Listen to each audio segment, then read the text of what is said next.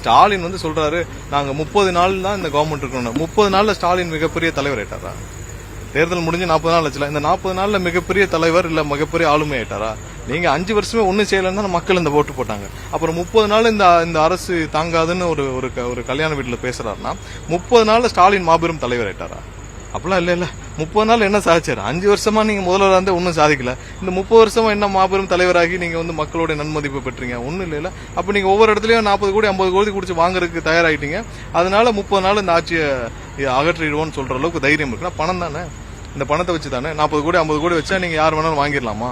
நீங்க அதன் விளைவு தான் நீங்க பாத்துட்டு இருக்கீங்க. நீங்க இந்த பணத்தை மட்டும் வச்சுக்கிட்டு ஒவ்வொரு ஓட்டுக்கும் 1000 ரூபாய் கொடுப்போம், 2000 ரூபாய் கொடுப்போம், ஒவ்வொரு இடத்துலயும் நாங்க கொடுத்து பர்ச்சேஸ் பண்ணுவோம், 40 கோடி 50 கொடுத்து எம்எல்ஏ வாங்குவோம். எந்த தைரியத்தில் அவர் சொன்னால் 30 நாள் தான் இந்த ஆட்சி இருக்கும்னு சொல்லிட்டு 120 எம்எல்ஏக்களுடன் வலுவாக கூட்டணி ஆதரவோடு நாங்க இருக்கிறோம். எந்த தைரியத்தில் 30 நாள் ஆட்சி இருக்காதுன்னு சொன்னாரு ஸ்டாலின்? அப்ப வந்து 30 நாள் அவர் ஒன்னும் பண்ணல, மாபெரும் தலைவர்லாம் ஆகல இல்ல மிகப்பெரிய அளவுல ஒரு மக்கள்கிட்ட நன்மதிப்பை பெற்று அப்படியே பயங்கரமா ஆட்டாரு. அதெல்லாம் ஒண்ணும் இல்ல. இந்த வெறும் பணத்தை வைத்துக்கொண்டு ஒரு சில செந்தில் பாலாஜி மாதிரி ஆட்களும் இல்ல ஒரு சில தொழிலதிபர்களை வைத்துக்கொண்டு இவர் வந்து இந்த வேலையை செய்து கொண்டிருக்கிறார். கண்டிப்பாக மக்கள் தீர்ப்பு இன்னும் கடுமையாக இருக்கும். இவர்கள் செய்யற வேலையை மக்கள் பார்த்துட்டு இருக்காங்க. ஒவ்வொரு நாளும் இந்த அரசுக்கு எல்லா வழியிலும் இவர்கள் தொந்தரவு கொடுத்துட்டு இருக்காங்க. அதையெல்லாம் மீறி மக்களுக்கான நல்ல பணிகள் தொடர்ந்து செய்வோம். என்ன வேணாலும் செஞ்சுக்கிட்டோம். மக்கள் எங்களோடு இருக்காங்க. நாங்கள் எதற்கும் பயப்படவில்லை, யாருக்கும் தயங்கவில்லை. மக்களை தவிர வேற யாருக்கும் பயப்படாது இந்த அரசு. ஒரு சில பேர் கைது செய்யப்பட்டிருக்காங்க. அதன் தொடர்ச்சியாக பல விசாரணை நடந்துட்டு இருக்கு. இவர்கள் எல்லாம் சேர்ந்து வந்து இன்னைக்கு 35 கோடி 40 கோடி 50 கோடின்னு ஒவ்வொரு எம்எல்ஏட்டும் பேரம் பேசிட்டு இருக்காங்க. அதுக்கான ஆதாரத்துடன் காவல்துறை கைது செய்துள்ளது.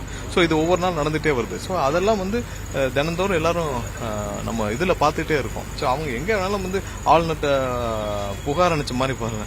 அவங்க வேற வழி இல்லாமல் இன்னைக்கு ஆளுநரிடம் போய் கதறிட்டு இருக்காங்க. சரி, அவர்கள் 5 வருஷம் அவர்கள் என்ன லட்சணத்தில் ஆட்சி நடத்தினாங்க அப்படின்னு தமிழக மக்கள் பார்த்து அதற்கான விளைவு தான் இந்த தேர்தலில் அவங்க அளித்த வாக்குகள்.